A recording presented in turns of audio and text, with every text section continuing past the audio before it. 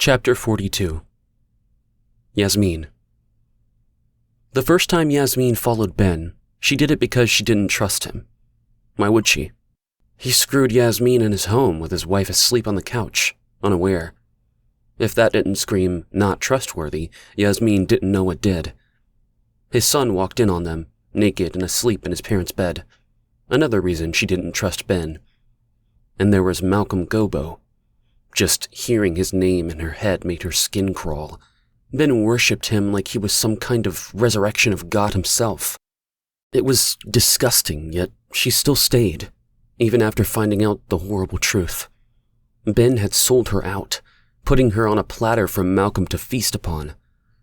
She loved him fiercely, although her brain, which normally worked at a high level, could not let him go, even when all the signs were there. Naturally, she couldn't help but follow him when he left every day on his own with the flimsy excuse of hunting or working with the soldiers in the city. His best excuse why he was gone for so long, and his real reason he was out there, was the claim he was searching for his wife and son to bring back to the decree. She knew Malcolm expected Ben to be looking for his wife and bring her to him, but she'd never paid much attention to it. Leah was gone. What did she care about what happened to her? That was until Ben started disappearing every day for hours at a time. Then she cared. She cared a lot. Because as much as Yasmeen hated it, Ben seemed obsessed with the fact that Leah left him. She would not have that. There was no way Yasmeen could let that woman and her son back into Ben's life. If Leah was in the decree, then what would happen to her and her child? That was how Yasmeen felt until Leah arrived at the compound and tore her world apart. She made her way through the bushes, clutching only the leather satchel filled with some of her belongings. She'd left the car she'd stolen in a ditch several miles back. The dream that she believed was within her grasp had come to an abrupt end. Yasmeen stared at the trees rustling around her, remembering the overwhelming joy she felt when she saw the positive pregnancy test. She paused a moment, trying to compose herself as the trees seemed to glare down at her, mocking her for being so foolishly hopeful. She couldn't contain her excitement upon seeing those two lines appear. She liked the idea of a daughter, something Ben didn't have already. She liked the idea a lot, and secretly had hoped the baby was a girl. A girl with Ben's hazel eyes and her olive skin and dark curly hair. It still sent tingles throughout her body, betraying her. Once again, the fluttering sensation in her stomach returned, making her cringe. She continued trudging through the woods, lost in memories and faded dreams. Before her world was torn apart, Yasmeen began following Ben on his daily outings. It was a pleasant surprise how easy it was. She told Tabitha, who was never far from where Yasmeen was, that she needed a daily nap. What could Tabitha say about that? Nothing. So it worked, of course. She shook her head, her mind reeling with how strange and unsettling Tabitha's behavior had been. The woman clung to her like a shadow that never left her side. It creeped Yasmeen out, the way Tabitha watched her every move with an intensity bordering on obsession. But now, it all made sense. Of course Tabitha was obsessed with her. It sent shivers down Yasmeen's spine to think about it. All revealed itself, including Tabitha's possessiveness, the moment Leah showed up on the steps of the decree. The missing puzzle pieces that snapped all reality into place, revealing the truth and scorching every dream she had into charred ashes, never to be salvageable again. Yasmeen squeezed her eyes shut, not wanting to remember Malcolm's face inches from hers in the pool, his desire evident as the water sloshed around her with his rhythmic motions, her limp body swaying with each thrust beneath him. She understood what Malcolm Gobo and the decree were capable of. Yasmeen had no one to blame but herself. She first followed Ben about a week after he started going out every day. He would take one of many jeeps and drive for over an hour, always passing the Welcome to Lex highway sign before getting out and walking. Most of the time, he would hide in the bushes to avoid being seen by someone. The cabin was a surprising discovery for her. Ben had never mentioned owning a cabin, but why would he? She wasn't his wife or anyone of significance to him. But at that time, she didn't know the truth. She still clung to the idea of creating a family with Ben as the father of her unborn child. She foolishly viewed Leah as a threat to her future with Ben. He sat there watching the cabin, taking in the creaking sounds of the old wooden structure. Crouched and ready to spring into action, he kept a close eye on the boy as he came out of the house to play. His mother was usually nowhere in sight, but sometimes she would appear on the porch, watching her son playing in the golden rays of the sun.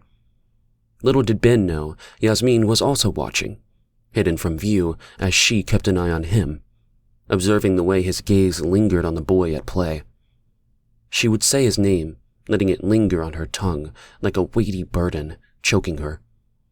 Adam, the boy who stood in the way of her baby, the daughter she'd always wanted, the child she thought was Ben's.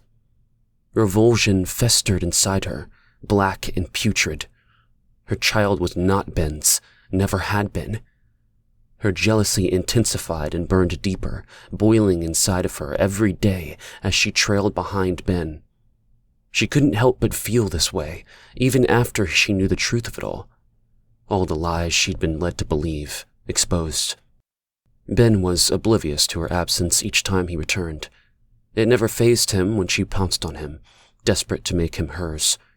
She would pull him towards the bed as she lay naked, the beginnings of a bulge forming in her stomach. Once she had placed his hand on her growing belly, but he recoiled, surprising her.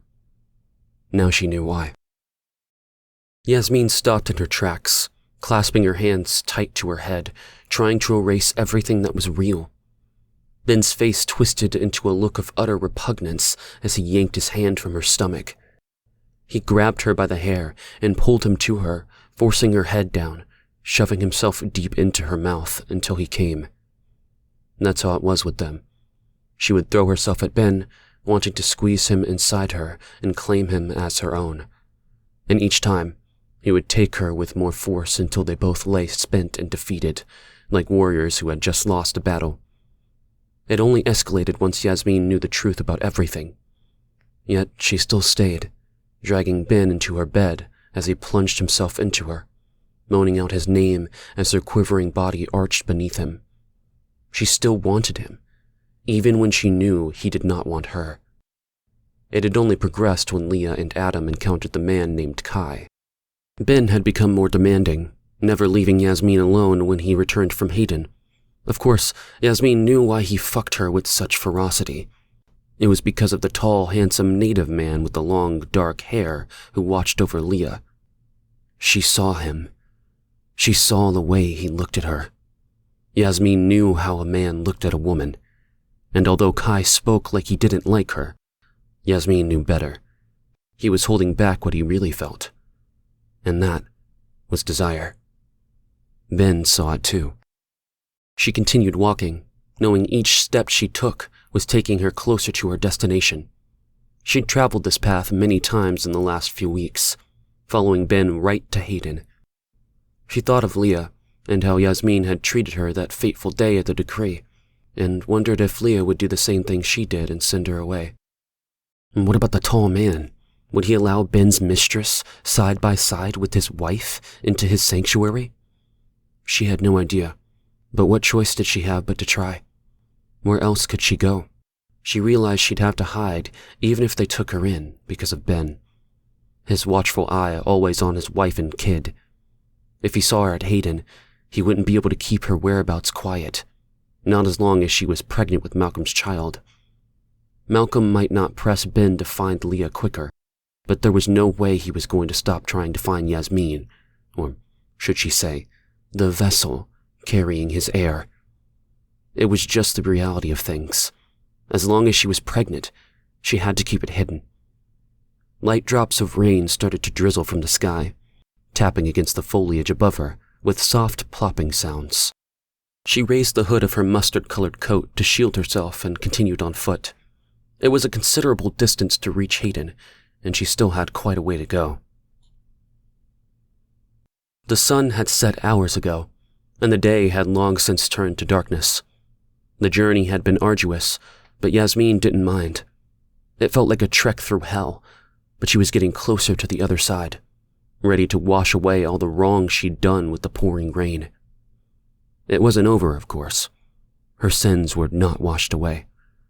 But as soon as she stood just outside the barrier where she knew soldiers would be guarding Hayden, this was just the first part of the journey out of hell. She still had much more to go. She took a deep breath and crossed over to the other side, knowing there was no turning back as the men dressed in dark clothing surrounded her, guns held high. "Stop where you are and put your hands up!" A familiar voice came from the dark. Yasmeen couldn't make out any of their faces, just the glint of the guns pointed at her. "Who are you, and where are you coming from?" The voice from the gun in front of her said, walking closer to her. It was a voice she knew, one she hadn't heard in a very long time. She reached up and pulled down her hood, shaking out her wet curls, and looked straight at the man speaking, his face barely visible in the dark. "Yasmeen, Zaddy?" "Hello, Chris. Fancy seeing you alive."